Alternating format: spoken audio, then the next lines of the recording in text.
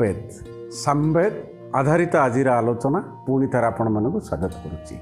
ଗୀତାରେ ଭଗବାନ କୃଷ୍ଣ କହିଛନ୍ତି ବେଦାନାଂ ସାମ ବେଦୋସ୍ମି। ପୁଣି ଥରେ କହି ରଖେ, ଗୀତାରେ ଭଗବାନ କୃଷ୍ଣ କହିଛନ୍ତି ବେଦାନାଂ ସାମ ବେଦୋସ୍ମି, ଅର୍ଥାତ୍ ବେଦମାନଙ୍କ ଭିତରେ ସବୁଠାରୁ ଗୁରୁତ୍ୱପୂର୍ଣ୍ଣ ସାରତତ୍ଵ ସାମ ବେଦରେ ରହିଛି। ତେଣୁ ये जो वेद क्रम चारि वेद से साम वेदर आदर श्रद्धा प्राय अधिक रही थाए।